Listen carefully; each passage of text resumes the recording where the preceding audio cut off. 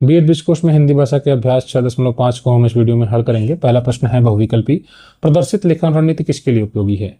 केवल उच्च कक्षाओं के लिए, जब बच्चे एक नई लेखन शैली सीख रहे हैं, जब बच्चा 1 या 2 में पढ़ रहा होता है, नए नए भाषा को सीख रहा होता है, हिंदी को सिखा रहे हैं, अंग्रेजी को सिखा रहे हैं, तो अक्सर आप बच्चों के सामने बोल बोल कर लिखते हैं। ठीक है कि APP, मैंने कल एक एप्पल खाया था या मैंने एक सेब खाया था? मैंने एक सेब खाया था, सेब बहुत मीठा था, तो हमने कहा सेब बहुत मीठा था।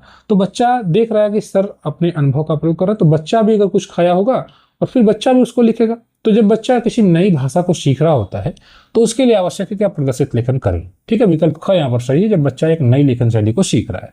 ठीक, विकल्प प्रश्न दूसरा देखिएगा, स्वतंत्र लेखन से क्या आशय है? तो स्वतंत्र लेखन में स्वयं से बच्चा लिखता है स्वतंत्र रूप से, नाम से स्पष्ट है। शिक्षक के साथ मिलकर लिखेगा तो साझा लेखन हो जाएगा। तो यहाँ विकल्प ख देखें, बच्चों द्वारा बिना किसी सहायता के लिखना, ये सही है।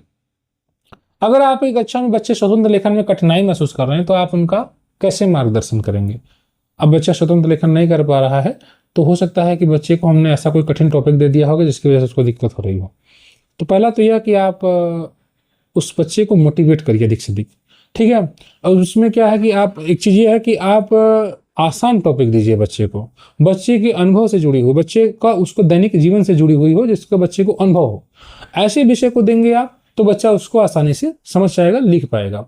दूसरी बात, ये लिखने से पहले आप उस पर चर्चा कराइए, बस बातचीत करें। जैसे आपने मान लीजिए वर्षा ऋतु को बच्चे को लिखने के लिए दिया, बच्चे ने आप किसी पालतू जानवर के बारे में लिखने के लिए दिया, तो आप उसी पर चर्चा कर लीजिए कि चलो तुम किसका पालतू जानवर क्या है। तो पालतू जानवर पर आप चर्चा कर रहे हैं, गाय है, गाय हमें दूध देती है, दूध बहुत मीठा होता है, गाय का दूध मीठा होता है।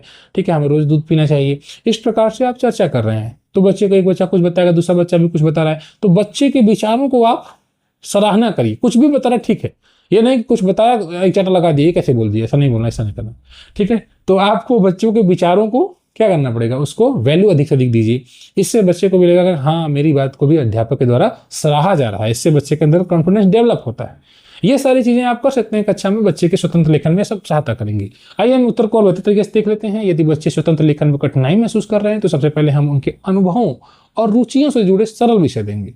लेखन शुरू करने से पहले चित्र है, कहानी है, हम चित्र बना दें, कहानी करें, बातचीत या प्रश्नोत्तर के माध्यम से विषय को समझने का प्रयास करें।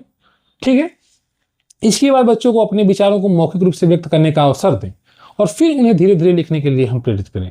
आवश्यकता होने पर हम बच्चों की शब्द की सहायता करें, संकेत या उदाहरण दें, लेकिन हमको स्वयं उत्तर नहीं लिखना, बच्चे को लिखने का पर्याप्त मौका देना है, क्योंकि बच्चे को स्वतंत्र लेखन करवाना है। मैं बच्चों की छोटी छोटी प्रगति की भी सराहना करूंगा।